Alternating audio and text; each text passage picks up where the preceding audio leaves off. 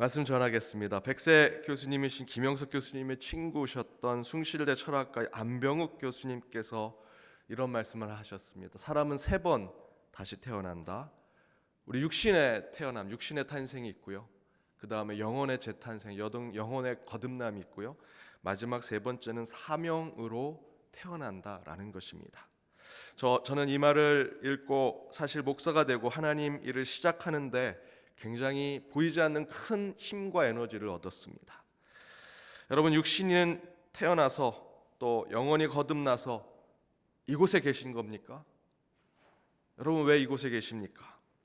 육신 또 영혼이 새롭게 태어나서 온 것이 아니라 저와 여러분은 사명으로 다시 태어나서 지금 이 자리에 있다라고 저는 생각합니다. 그 사명으로 오늘 새벽에도 함께하게 되었다라고 생각합니다. 항상 하나님이 주신 사명으로 늘 보이지 않는 힘과 능력을 얻고 살아가는 저와 여러분이 되기를 바랍니다. 우리 한번 이렇게 인사해 볼까요? 옆에 있는 분들에게 사명으로 다시 태어납시다. 사명으로 다시 태어납시다. 여러분의 삶을 지탱해주고 삶을 이끌어주는 내가 살아갈 이유, 이 땅에 살아갈 이유가 무엇일까?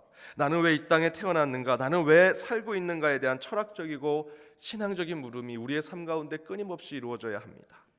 이에 대해서 앞에 안병욱 교수님처럼 우리는 육신의 태어남, 영혼의 거듭남, 그리고 중요한 사명으로 다시 탄생하는 것, 바로 이것이 오늘 본문의 제목과 동일하다고 저는 생각합니다. 선한 일을 위하여 우리는 지음을 받았다라는 것이지요. 우리 10절 말씀 다시 한번 성경을 찾아서 읽어보겠습니다. 10절입니다. 함께 읽겠습니다. 우리가 그가 만드신 바라 그리스도 예수 안에서 선한 일을 위하여 지으심을 받은 자니 이 일은 하나님이 전에 예비하사 우리로 그 가운데 행하게 하려 하심이니라. 앞부분에 우리는 그의 만드신 바라라고 말씀하고 있죠. 풀어서 말씀드린다면 저와 여러분은 하나님이 창조하신 피조물이라는 것입니다. 따라서 나의 삶의 목적을 찾기 위해 우리가 가장 먼저 해야 하는 것은 내가 어디서 왔는가, 이곳에서 무엇을 해야 하는가, 누가 나를 이렇게 만들었는가, 누군가 나를 만들었다면 나를 만든 사람이 그 목적을 가지고 있다라고 생각할 것이고, 따라서 우리는 우리를 만든 창조자에게 나의 삶의 목적을 물어야 할 것입니다. 그런데 오늘 말씀 10절 앞부분에 바울은 우리를 창조하신 분은 하나님이다, 우리는 그의 만드신 바라라고 증거하고 있습니다. 우리는 그의 만드신 바라, 따라서 적어도 예수 그리스도를 믿는 자들에게는 지금 이 자리에 있는 저와 여러분이 삶의 목적을 찾기 위해서는 반드시 나를 창조하신, 나를 이 땅에 보내신 그분께 저의 창조의 목적은 무엇입니까? 저를 이 땅에 부르신 이유가 무엇입니까? 라고 물어야 한다는 것입니다. 그 질문에 대한 각각의 답은 분명히 여러분이 하나님께 기도하고 묻고 나아간다면 하나님께서 여러분 각자에게 답을 주시리라 생각합니다. 오늘 제가 여러분과 나눌 주님이 허락하신 여러분의 신성한 삶의 목적은 여러분의 개인의 비전, 삶의 목적 그 너머에 있는 교회 공동체를 위한 것임을 같이 나누고자 합니다. 말씀의 제목처럼 선한 일을 위하여 지음을 받은 자, 선한 일을 위하여 지음을 받은 자는 하나님께서 내게 허락하신 이 공동체, 특별히 연동의 제단 속에서 나는 어떤 목적을 살아가는가를 우리는 물어야 한다는 것입니다. 물론 여러분이 살아가는 세상, 여러분의 가정, 여러분에게 하나님께서 허락하신 일터, 그 사명의 장소에서 선한 일을 생각하며 나의 창조 목적을 찾을 수도 있습니다. 그러나 오늘 저는 적어도 이 가까운 이 연동의 제단, 연동교회 속에서 나는 어떤 선한 일을 위해 지음을 받았는가를 함께 나눠보고 싶습니다. 10절 말씀을 본다면 우리는 하나님의 창조물인데 왜 창조되었느냐 하면 예수님 안에서 선한 일을 위해 창조되었다. 그리고 그것이 이미 저와 여러분이 태어나기 전에 하나님의 계획 가운데 있었다라고 증거하고 있습니다. 가슴 벅차지 않으십니까? 여러분이 연동교회를 선택하기 전에, 이 교회에 오기 전에 이미 하나님께서 여러분을 이 연동교회에 보내시려고 예비하셨고, 이 교회에서 직분자로 또는 각각의 부서의 예배부에서 찬양부에서, 선교부에서, 새가족부에서 하나님의 선한 일을 하도록 하나님의 계획하심이 있었다. 그것으로 나는 창조되었고 그 목적으로 이곳에 왔다라는 것입니다. 저는 요즘 이 하나님의 운명과 같은 섭리에 하나님을 더욱더 가깝게 경험하고 체험하고 있습니다. 왜 하나님께서 이 김주용이를 아무 연고도 없고 아무 관계도 없고 백도 줄도 없는 이 연동교에 보내셨을까? 그래서 마음껏 당당하게 주님의 이름으로 설교하게 하셨는데 이렇게 한 교회로부터 고소와 고발을 당하게 하셨을까? 이것이 우연일까? 필연일까? 도대체 하나님의 목적이 무엇일까? 미국에서 목회 잘하고 있었는데 여기 연동교회 와서 더 영광 얻고 더 높이 올라가려면 교계의 주류를 붙잡아야 하고 교단의 입김에 센 사람들에게 비유 맞추면서 목회했어야 했는데 왜 하나님은 도대체 그날 그때 왜 그 설교를 하게 하셔서 이렇게 고소 고발까지 당하게 하셨을까? 그런데 여러분, 제가 1년에 저와 우리 교회가 지금 당하는 고초와 어려움을 생각해 보니 이것이 우연이 아니라 하나님의 계획하심이고 목적하심이라는 것을 깨닫게 되었습니다. 왜냐하면 제가 1년 동안 머리가 아니라 온몸으로 여러분을 만나면서 목회를 하고 총회에 세습을 용인해 준 그 다음 주일날 목회 세습을 한 그 교회를 강하게 비판한 이유는 제가 목사가 된 것이 선한 일을 위하여 지음받은 자로서 불법과 편법으로 고난받고 상처받은 교회와 교인들을 위해 부름받았다 믿었기 때문에 저는 그 설교를 한 것입니다. 제가 그렇게 하지 않았다면 오히려 마음은 편했을지 모릅니다. 더 많은 사람들 소개받았을 것입니다. 더 높은 야망을 꿈꿨을지도 모릅니다. 하지만 저는 그 설교로 고소 고발을 당하고 오히려 우리 연동교회 성도님들을 더 많이 만나게 되었습니다. 더 많이 기도하게 되었고 더 목회에 전념하게 되었습니다. 제가 그렇게 설교에서 알려져서 이름 내려고 한다면 지금 다른 곳에서 그러한 운동들을 열심히 하는 데서 앞장서 있어야겠죠. 그런데 저는 그렇게 하지 않았습니다. 그 일을 통해서 오히려 하나님은 성도들에게 더 가까이 가게 만드셨습니다. 더 많이 신방하고 더 많은 밑바닥을 보게 하셨습니다. 이것이 저는 우연이 아니라 하나님의 계획하심, 하나님의 필연이라고 느끼고 있습니다. 만약 제가 그 설교로 제 이름 내고 제 영광 받으려 했다면 이 사건으로 투사가 되어서 더 세상에 이름 내려고 했을 것입니다. 그러나 그렇게 하지 않은 이유는 제가 선하고 의로우며 올바르신 하나님의 일을 하기 위해 지음받았다라는 하나님의 음성이 계속해서 제 귀를 떠나지 않기 때문입니다. 이처럼 선한 일을 위해 지음받았다라는 것은 육신과 영혼의 탄생을 넘어 사명으로 재탄생을 하는 것이다 라는 것이고, 나를 위해 삶을 사는 것이 아니라 당신과 우리 이웃과 세상을 위해 삶을 사는 것입니다.